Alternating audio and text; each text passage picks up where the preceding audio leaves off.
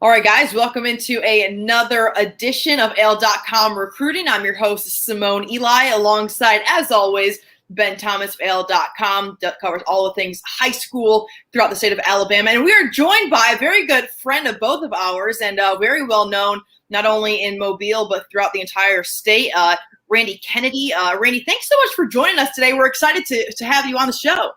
Always fun to talk recruiting, especially with you guys. Absolutely. We have a lot of recruiting to talk about. Today will be kind of a hodgepodge of recruiting updates. We were off last week, and there is so much to discuss, not only with Alabama, Auburn as well, with a very recent commitment as just a couple hours ago, a huge pickup for Brian Harsin and the Tigers. We'll touch on that in just a second. But, Ben, early on, just a couple weeks ago, we had that big, long list of guys throughout the state who were uncommitted. And now we're starting to see things really ramp up, just like you had said was going to happen going into the month of August. Yeah, I mean, it just, we had that list of nobody committed, and now all of a sudden, as you see there, Patrick put it up for us. Those are the top guys we had on our first show, Simone, way back whenever we did it several months ago. I don't think any of those guys were committed, maybe Emmanuel Henderson, and now that list is dwindling, obviously, with recent commitments this week. So, it's getting football started, high school practices started, and as always, a lot of these guys want to get that commitment decision out of the way and concentrate on their senior year. Some not, but a lot of them do. I want to start quick with Alabama and Kobe Prentice, the wide receiver from Calera, who made his decision last week, flipped from Maryland, goes to Alabama. Quite the jump there from the Big Ten to the SEC in your own state. Ben, I know you had a story on Kobe last week, but what was your take on this decision? Yeah, I'm gonna give that up to Randy. I mean, this is a guy who's really fast, and I think it's kind of just heated up this summer, hadn't he, Randy? There's no doubt about it. He was committed to Maryland for a little while, and then he camped at Alabama, and Alabama said, "We'd like to offer you a scholarship," and he said, "I'm no longer committed to Maryland." So that was a pretty quick turnaround as soon as he got a chance to go to his dream school, committed to Alabama. Here's the thing with these recruiting rankings, because of COVID and people not doing camps and not having a whole lot of junior film, a lot of guys kind of fell through the cracks, and that certainly applies to Kobe Prentice. Not a lot of people knew about him, but he went to Alabama, ran a 4.3840, and Alabama said, that's a guy we can work with, and so they offer him and kind of on the spot decides he's going to go play for the Tide. Yeah, the play you just see right there. I mean, I've seen Devontae Smith, guys like that, make that play a million times over there in Tuscaloosa. And Ben, Randy, I think it really speaks to how beneficial it is for these guys to get on campus and have these coaches see them in person. Like you said, Randy, guys definitely have slipped through the cracks because of the COVID situation, because the NCAA shut down on-campus recruiting. And Kobe Prentice obviously benefiting from being able to be there in front of Nick Saban and in front of that staff. Yeah, and, had some verified time for them. That's a big deal. You don't just hear how fast a guy is, but he ran that fast in Tuscaloosa. And then you can see from some of these clips, he's not just a track guy that they're trying to make into a football player. Yeah. He started his career as a running back, which kind of shows you the toughness he has, and then switches to wide receiver. So it's a big pickup. All right, let's get to Auburn. I know that Ben is chomping at the bit with a commitment this morning. 10 a.m., Ben, you pretty much had a call there on Jacoby Albert from Fairfield making the decision to go with the Tigers. Yeah, one other thing on Kobe before we move forward. I think I'd like to get Randy's take on this. This is a kid who probably wouldn't have been in Alabama last year under these circumstances. He probably would have gone to Maryland because he wouldn't have been at camp and wouldn't have run this, right, Randy? I mean, that's how beneficial it is for these summer camps, right? It definitely is. And it's also an idea that, people that pay attention to the star rating, which I do. I mean, it's important that you got to get the guys that are the highest rated guys, but maybe not so much last year and this year because these guys haven't had as much access to the players. And so maybe you're going to see more of these guys that aren't properly rated. And then we'll kind of get back to it hopefully next year. Yeah. Sorry, Simone. I'm sorry to interrupt you. I just had that thought in my head. No, it's fine, Ben. You're controlling the show today. You let me know what you want to talk about next. I'm getting old, and as I think of things, I have to just throw them out there. But huge commitment today, as you mentioned, for the Auburn Tigers. Jacoby Albert from Fairfield Prep in Birmingham. He's ranked by a lot of sources as a top receiver in the state of Alabama today, or right now. It looks like he commits to Auburn. It looks like they're going to play him as safety, is what I'm hearing. But Randy, what do you know about Jacoby Albert? They call him Jet. I think that means he's fast, right? I would hope so. Really good player. He's listed at 5'11". He looks every bit of that, though. Tracks the ball extremely well in the air. He still thinks he might play wide receiver at Auburn some, but they're going to start him out at safety. He's a playmaker. There's no question about it. So we will see. It makes plays on both sides of the ball. You'll watch in the highlights. You can see where it doesn't have to be a perfect pass for him to haul it in and then use that jet speed. There he is going for a touchdown. But on the defensive side as well, tracks the ball extremely well. Doesn't mind being a physical player as well, even though he's probably only about 175 pounds right now. You know, guys, we've seen this in the past at Auburn. Obviously, there's a huge change in coaching staff, new regime there, but we've seen guys play both ways. We've seen athletes play special teams, and we know that wideout is a position where Auburn really needs to create some depth. I would not be surprised, again, this is just me talking, and not me hearing anything, to see Albert maybe play both ways like you hinted to there a second ago, Randy. Yeah, Cornelius Williams is the new wide receiver coach there who has really deep ties in the state of Alabama, having played at Hoover and at Troy and being a coach in the state. So he's really got his finger on the pulse. I think this is a guy who's really got a chance to help Auburn. Obviously, some big-time numbers that you can see right there from Jacoby Albert making his decision this morning to go with Brian Harson's first year there over at Auburn. Meanwhile, he's not the only in-state guy to be going to Auburn, but Caden Story as well. This is a guy that we had on earlier the year here on AL.com recruiting his brother over at Alabama. So a little bit of a rivalry there going on inside the family. A great family over at Lynette High School, Ben. Caden Story chooses Auburn. Yeah, it really is a great family. Randy and I were just talking about it before we came on about how much I like this family. Just everybody I've dealt with is very good, very kind. His brother Christian was Mr. Football just a couple of years ago for Lynette, led them to a state championship. He's now playing defensive back at Alabama.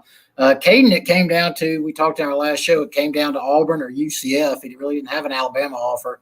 And, Gus Malzahn, Travis Williams, and those guys from the relationship they developed while they were at Auburn, they were in there. But looked like Caden had kind of decided on Auburn earlier this summer, and he does commit on Sunday to Auburn. This is a guy, interesting story, who was a quarterback, but just had a growth spurt before his sophomore year and grew out of being a quarterback and into a defensive lineman. Randy, a good get for the Tigers, you think?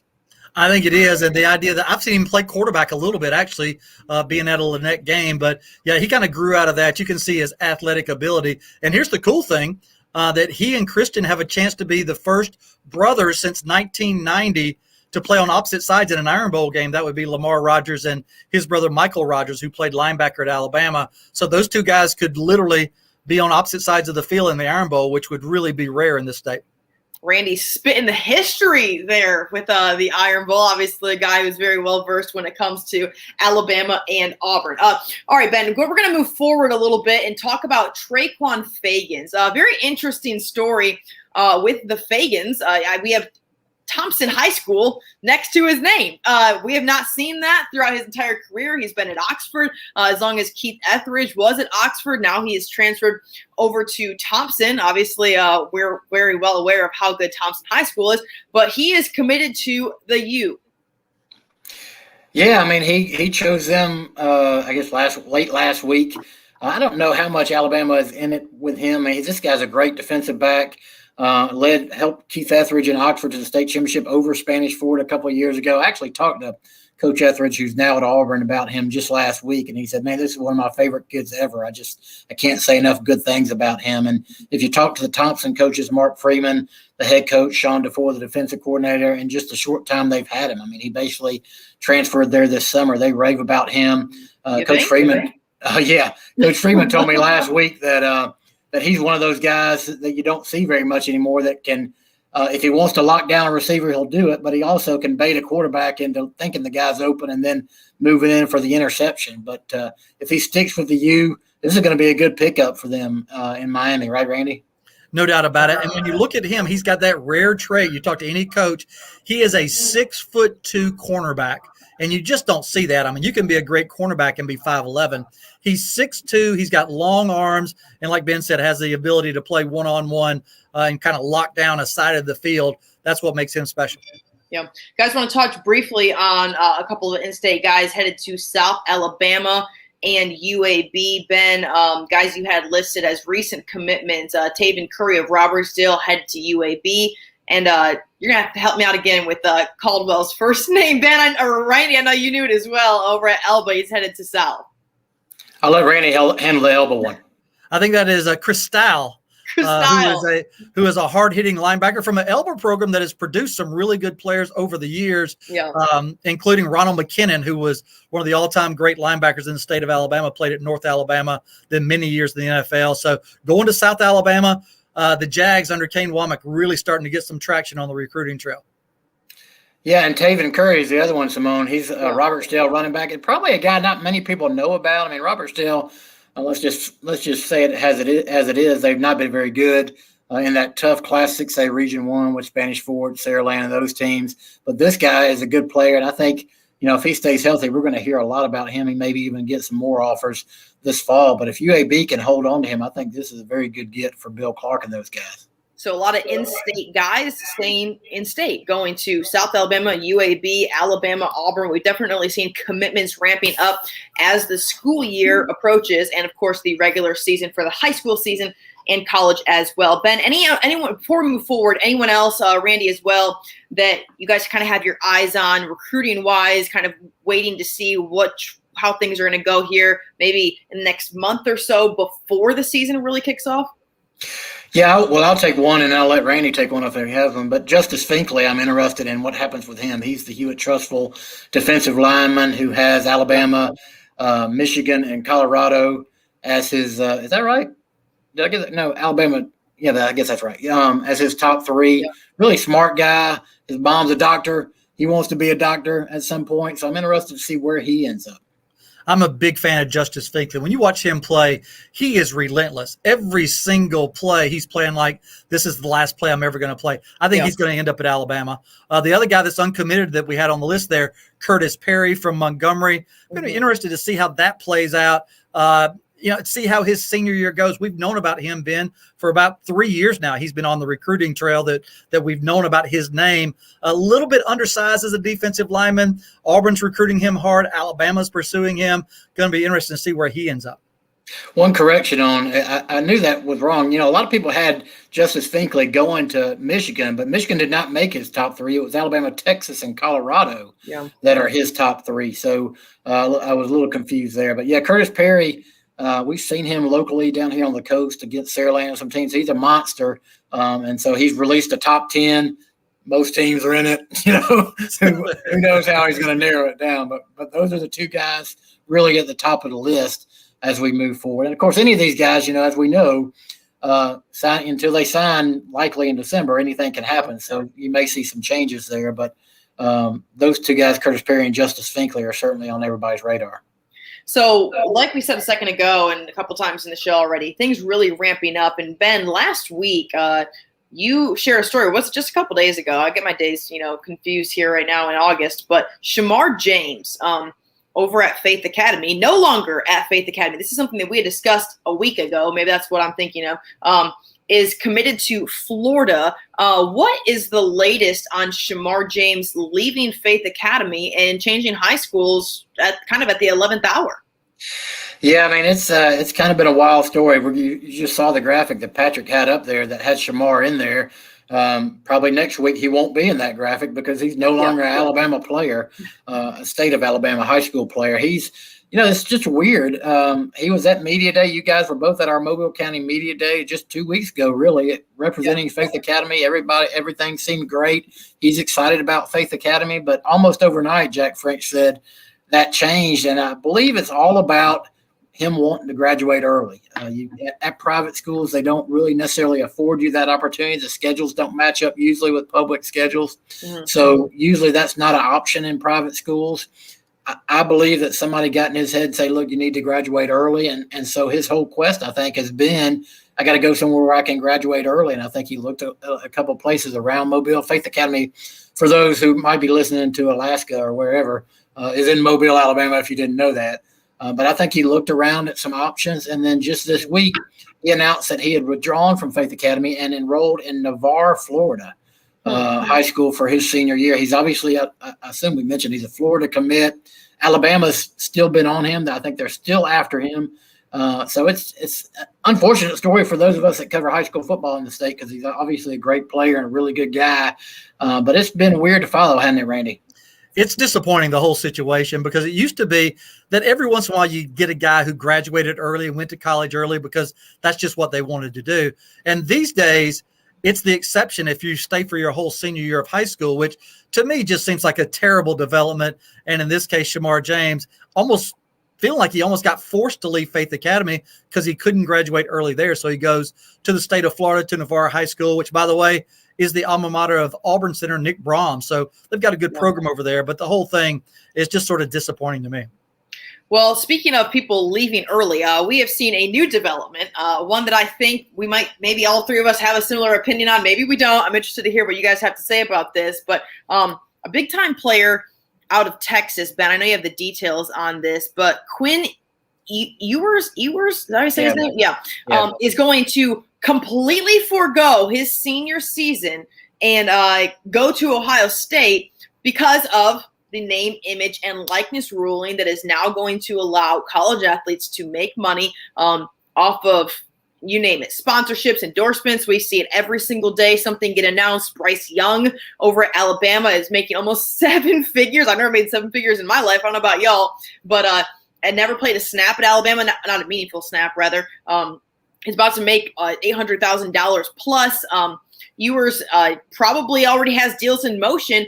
I just want to give my opinion very quickly on this. I'm very surprised that a high school student athlete can already be having discussions and understanding what his potential is with the name, image, and likeness before he even steps foot on campus. So for him to even have the opportunity to make this decision is where my issues with this start. Randy, what are your thoughts on that? Yeah, and, he reclassified, so he's already at Columbus. It's not like he's even hanging around high school. He's got a chance to play this year for Ohio State. And, again, I'm with you, Simone. I don't think, if not for the name, image, and likeness development, I think we'd be seeing him again at South Lake Carroll High School in Texas. He's the #1 recruit in the whole country. He certainly has name recognition already, and maybe he's got more value as an endorser before he plays it down. Before we realize if he's any good or not, because right now he's certainly a hot name. Yeah, if you've seen pictures of the guy, he's a long, blonde-haired guy. Good-looking kid. Obviously he can capitalize on that. There's some precedent for reclassifying. We saw it with Jake Bentley when he was at Opelika. He's now the South Alabama quarterback, but he reclassified when his dad was coach at South Carolina and went ahead and joined the Gamecocks. But the difference here is that Quin has said, on social media that, look, the reason I'm doing this is because Texas has told me that I can't capitalize on my name, image, likeness, so why not go ahead? That's the difference in this situation. And you wonder, Shemar James has not told me that was the case with him, but you wonder, and he's not going to reclassify. I don't think he'll be eligible to do that. But you just wonder if a lot of these kids are thinking, even if they can't reclassify, hey, let me get to college even as soon as I can, and maybe I can capitalize on Milo's or Bojangles or whatever. So to me, this is where my thing is, if I'm a parent of a student athlete, and maybe, I don't know, if you're facing, X amount of money, maybe that sways your decision. Obviously it does in this situation, but why grow up so fast? You know what I'm saying? I had to kind of get used to the graduating early. And part of that, I've come to understand why, okay, when it comes to the competitive advantage, the athletic advantage, getting on campus before some other guys that are going to stay there their entire senior year, wanting to get into the system early. But when that first started happening, I was like, dang, all right, so you're not going to go to prom, you're not going to play, your spring sport or whatever it is, you're just going to go to college. This is like that times 20. It really surprises me that these kids are growing up so fast. Part of me wonders, is it injury related? Is he concerned, if something happens at his senior year, would he have his value drop almost? We're talking about a 17, 18-year-old kid. We're talking about a 25-year-old NFL player right now. The world has changed so rapidly and drastically. It's been crazy to see, guys. It's a terrible development, in my opinion. I had Jake Coker on my show this week, the former national championship quarterback at Alabama, and he faced this decision. When he was coming out of high school, he was recruited to Florida State, and Damian Craig was his recruiter. And Damian Craig said, hey, it'd be to your benefit if you graduated early, come on down to Tallahassee. And Ben, you know this, Jake Coker said no because he ended up being the Gulf Coast basketball player of the year. He was that good in basketball. And he was like, look, as great as college was at Florida State and then at Alabama, man, there was no way I was giving up that time with some of my best friends and really kind of the best time of my life to go start my college career already. Yeah. Simone, I talked to Tanner Bailey this week. We had him on our show, the Gordo quarterback who's committed to Oregon. You saw him on the list that Patrick put up there. Really, we're going to have him on again, Simone, because he's just excellent on any topic. I was telling Rainey that today, but he's probably going to graduate early because he's a quarterback. I think he only has one class left, so he's a great baseball player too, but he's probably not going to play baseball. But I asked him about Quin Ewers and, if he would have thought about something like that, because clearly I think he could. I mean, he told me I think he only had one more class left to take at Gordo, but he said, look, I think he probably knows Quin at least a little bit. He said, I don't begrudge him anything. He's got to do what's best for him. He said, but for me, I grew up in Gordo. I grew up around these guys. We went to the championship game last year. We didn't win it. Our whole goal we've talked about all year is win the last game, and that's what I want to do. And I don't want to give that up to go. And so you're going to have some kids like that, and then you're going to have some. And no, I'm not criticizing either way. Sure. But obviously for us and for me as a high school football fan, you'd love to see these guys stick around. But yeah, you got to think that there's, how many guys in that locker room right now going, dang. Well, here's our starting quarterback for how many past seasons. Here's the guy we went through spring with. Here's the guy we went through summer with. And he's not going to be the guy in the fall. And he's number one quarterback in the country. Listen, again, no judgment here. Guys got to do what's best for them. Money's involved. And, hey, man, it's a sticky situation. This is a whole new world. But I just wonder if there will come a day where he'll look back and he'll go, wow, I missed out on that senior season. And, maybe he won't. Maybe he'll be making, hundreds of millions of dollars and he'll just be like, all right, well, that was fun while it lasted. I don't know. Well, same with Shemar James. He's not the quarterback, but he is the guy that Faith Academy team, that team made the state semifinals last year, almost made the state championship game, lost in overtime to St. Paul's, who won it. And he is the focal point. He's the defensive focal point. He's the offensive focal point. He plays wide receiver. And for him, so you got two things there. One, how does Faith move on? These guys were counting on him. And two, does he look back on it and say, man, now he's at Navarre and he's going to play football, but he doesn't know any of those guys. As far as I know, he doesn't know any of those guys. Yeah. He just left all these guys that he's played with for the last 4 or 5 years. So I feel bad for him. Good kid, really good kid. I don't think any of us are making him out to be a bad kid or anything. He's a great kid. Sure. And I wish him the best, although I just wish we'd been able to watch him play this year in the state of Alabama. Randy, anything you want to add on name, image, and likeness before we take one last look at our top seniors in the state? Yeah, with the Shemar James thing, it's crazy. He's going to go to Navarre. He's only going to be in school there 3.5 months, and then for the rest of his life, that's his alma mater. That just seems good point. That just hits me wrong. Yeah, very interesting. All right, Patrick, if you will, pulled up that top seniors in the state list. Ben, just a couple weeks ago, we looked at this list. There was a lot more uncommitted than there was committed in schools next to guys' names, and we were kind of wondering, all right, when are things going to really ramp up? You kind of projected that was going to be sometime in late July, headed into August. But when you look at this list, if we can pull it up real quick, Patrick, lots of these guys have made their college decision now heading into their senior season pretty much. Yeah, we've had John Garcia Jr. on from Sports Illustrated too. There it is. He said the same thing about it heating up quickly. So we'll just have to follow it the rest of the way. I will say, I wanted to tease before we get out of here that we started our A list on AL.com. That's our top 15 seniors in the state of Alabama. Randy helps us out with that. On Wednesday, we had Omari Kelly today from Hewitt-Trussville. He was number 15, and we will continue to count down one each day until I think the day before football season starts when we unveil number 1. So everybody be looking for that in addition to our fine gold standard show that we do here each week. Of the two guys there that are uncommitted, I think Justice Finkley to Alabama pretty soon. Curtis Perry, I think, is going to go all the way to the finish line, but don't be surprised if he's not the highest rated recruit in Auburn's class this year. I think there's a real chance that Brian Harsin and his staff end up pulling Curtis Perry. We'll see. That's not anything I expect anytime soon, though.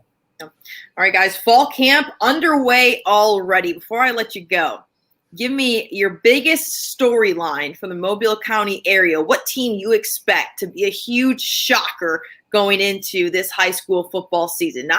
Maybe not the upper echelon teams we've seen year in and year out, but Ben, Randy, I want who you think is going to be a breakout team who people maybe don't expect. Man, you put us on the spot there, Simone. I did put you on the spot. That's what you get for changing up my show off the top. You know, I got one, Ben. I'm going to go with Theodore. Now, they've won a lot of games, and they've been winning a lot of games, but they've got a chance to have the most talented team they've had maybe ever at Theodore. And while they've had success, they haven't had much playoff success. So I'm going to go with the Theodore Bobcats with the chance to actually have a good regular season and then make some noise in the postseason as well. I had two thoughts. One, I'm going to go with Williamson. If Robert Woodyard just stayed there, Melvin Pete's in there, Antonio Coleman's still the defensive coordinator. I've heard a lot of good things about them. I think Blunt will be a surprise team. I think we kind of all gave up on them because they graduated a lot of studs who are now in college, but they have some young studs back, and now they got McGill-Tulin, the former McGill-Tulin starting quarterback, Freddie Davis. Of course, they're going to have a new coach, so we'll have to see. But it's getting close, like 2 weeks away we are from crazy. I'm nervous. As a coach's wife, I can start getting nervous. Look at Chad Ensley there. I appreciate your comment. Can't wait for the high school and college football season. Me too, man. It's the best time of year. Obviously keeps us three employed, so we're appreciative of that as well. So, Josh Bean, I saw your comment earlier that you love seeing Randy and Ben together, and I kind of felt like that was a diss to me. So, I'm completely left out of that comment. So, not sure how I feel about that, but I guess y'all just have a little, at least we know we got one viewer in Josh Bean, but. Hey, Randy, while we're on here, tell us how people can listen to your life-changing, soon-to-be award-winning show, not just in the Mobile area, right? No, just all over the world. We're on iHeartRadio, Sports Talk 99.5 every day with my partner, Craig Stevenson. We're on from 3 to 6. You can get us on the iHeart app around the world, anywhere you are. And so tune into us. And then Ben and I have our little show as well on the radio once a week. So, and Simone, soon to be Sessions with Simone. Going to be a regular feature. It's going to happen. We've now put it out there, Simone. We have put it out there. That means it's official. We have to do this, guys. Well, thank you so much. Great show. Show number 14 here at AL.com recruiting. We're going to keep things rolling. Listen, as long as there's recruiting to talk about, which we know is a year-round thing, it does not die down during the college season. If anything, guys are on campus. Guys flip. We never know what's going to happen before the early signing period kicks off. So we will be keeping an eye on everything that's going on right here on AL.com recruiting. Ben Thomas from AL.com, Randy Kennedy, Sports Talk 995. We appreciate you guys so much. Had a blast today. I'm Simone Eli, and we'll see y'all next week.